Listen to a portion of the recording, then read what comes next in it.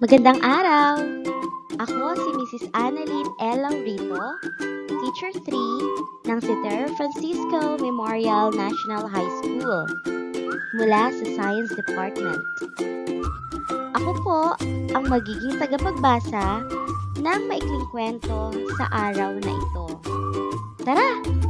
Samahan ninyo ako, halina't makinig at alamin ang mabuting aral mula sa maikling kwento.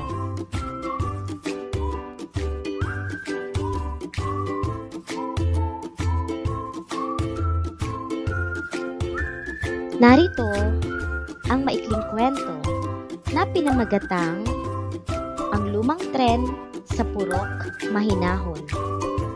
Ito ay iniakda ni Sandy Gaz noong ika-20 ng Nobyembre, 2018.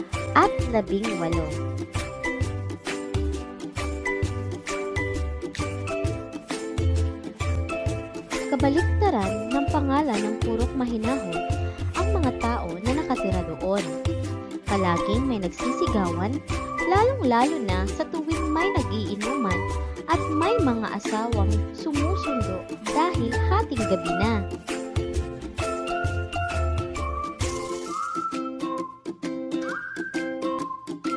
Matagal nang nakatira sa purok na iyon ang pamilya ni Camilo. Ang tatay Tonyo niya, nanay Lusing, at ate Krisa ang kasama niya sa maliit nilang bahay na malapit sa lumang tren.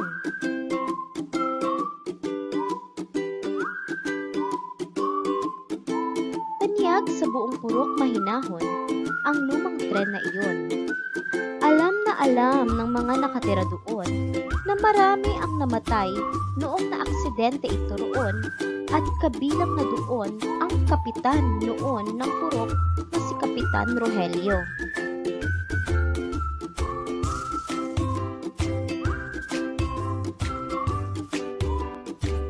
Matagal na simula noong nangyari ang insidente pero hindi pa rin natukoy kung bakit nangyari iyon. Naganap ang aksidente sa gitna ng labanan ng mga tao ng purok at ng mga taga-munisipyo. Nais noon kunin ng mga taga-munisipyo ang lupain sapagkat gagamitin ito sa komersyo.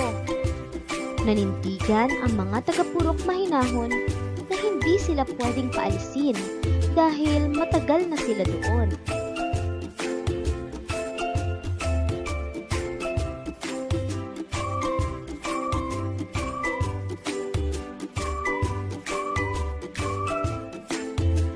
Isang araw, nabigla na lang ang mga tao noong nabalitaan nila na nakikipagpulong ang kapitan nilang si Rogelio sa mga opisyales ng munisipyo at pumayag na raw ito. Kumalat ang sabi-sabi na binayaran raw nila ang kapitan.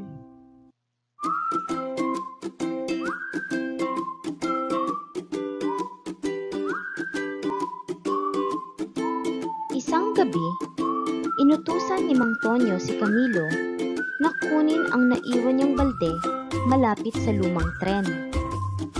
Agad namang umalis ang bata. Habang papalapit na siya sa tren, may narinig siyang nag-uusap. Sa susunod na araw, may mga pupunta raw dito at mag-iimbestiga. Siguraduhin ninyong walang magsasalita. Sabi ng isa sa mga nag-uusap sa loob ng lumang tren. Boses pa lang ay kilala na ni Camilo na ang kanyang ninong Sebastian ang isa sa mga nandoon sa loob ng tren.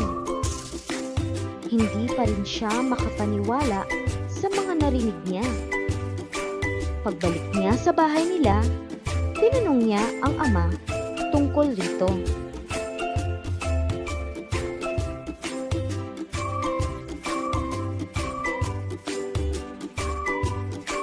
Tay, ano po ba talagang nangyari? At bakit na-aksidente ang tren na sikay si Kapitan Rogelio? Dito pa sa atin nangyari. sambit ng inosenteng bata. Nabigla si Mang Tonyo sa tanong ni Camilo sa kanya. Bago pa siya nakaiwas sa tanong ng anak, ipinagtapat ng bata ang narinig niya na siya namang nakapagpaamin sa ama. Papaalisin na sana tayo ng mga taga-munisipyo sa lugar natin. Maraming pamilyang mawawala ng tahanan. At sabi-sabi na pumayag si Kapitan Rogelio kapalit ng malaking halaga na ibabayad sa kanya. Nagalit ang mga tao at nagpulong-pulong. Pinagplanuhan na maghihiganti sa kapitan. Hindi ko naman alam na ganun pala kalala ang mangyayari, anak. Pagpapaliwanag ng ama ng bata. Nabigla ang bata sa mga narinig niya. Ngunit malinaw sa kanya na pumayag ang ama niya sa paghihiganti sa kapitan.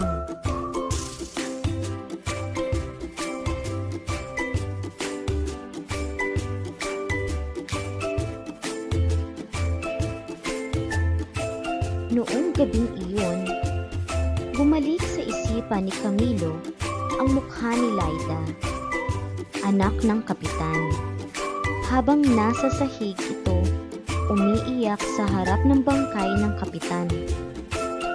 Awang-awa siya sa kaibigan, ngunit ang pagkakaalam niya noon ay aksidente lang ang nangyari. Lumipas ang 2 araw, nabalisa si Camilo. At dumating na ang mga mag-iimbestiga sa nangyari sa lumang tren.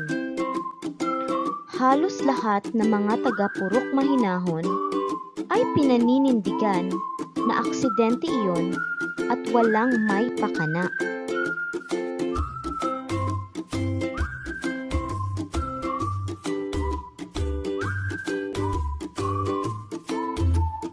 Noong pumasok ang isa sa mga investigador sa bahay ni Camilo, nakaramdam ng takot si Mang Tonyo at baka magsalita ang anak.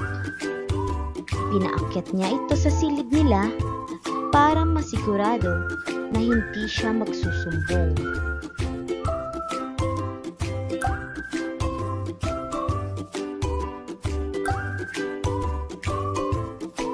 Umiiyak si Camilo habang dinig na dinig niya ang pagsisinungaling ng ama sa investigador.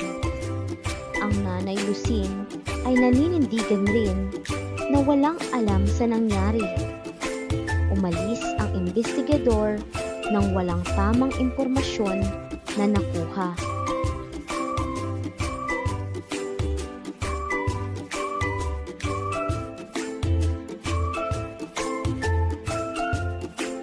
Pagkalipas ng 1 linggo, nabigla si Camilo noong makita niyang paparating ang pamilya ng namayapang kapitan. Binisita nila ang tren at nandoon si Laida. Lumapit siya kay Camilo at kinumusta.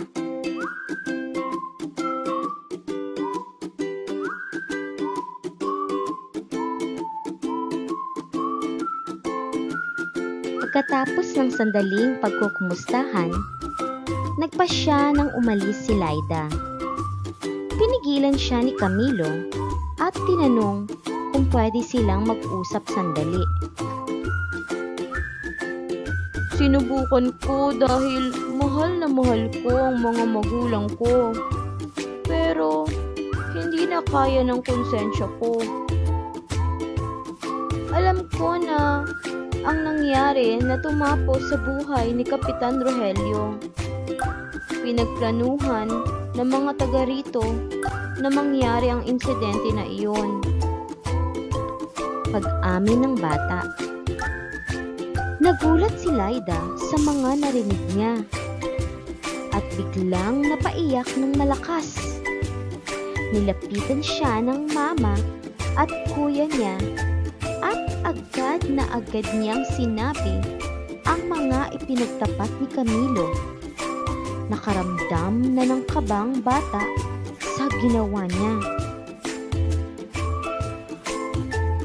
Walang bayad na tinanggap si Rogelio mula sa munisipyo. Pumunta siya sa pulong upang makipag-usap na wala sanang masasaktan ni isa sa mga residente ng purok sa gitna ng mga hindi pagkakaunawaan. Sabi ng mama ni Lyda habang umiiyak.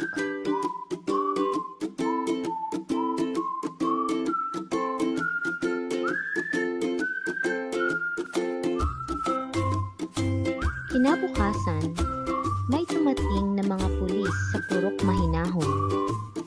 Hinanap nila agad-agad si Camilo at marami rin silang inanyayahan sa presinto kabilang na sina Mang Tonyo, Aling Lusing at Mang Sebastian. Hindi maikakaila na hiya ang nararamdaman ng mga magulang ni Camilo.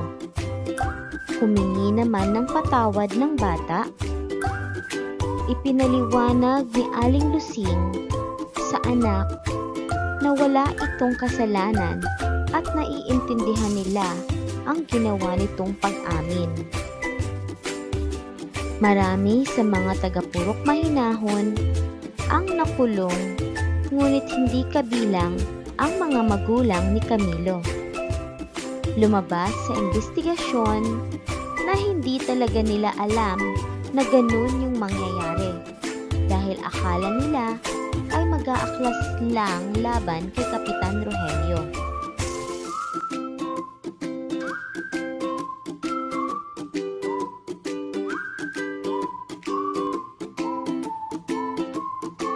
Lubos ang pasasalamat ng pamilya ng namayapang kapitan kay Camilo.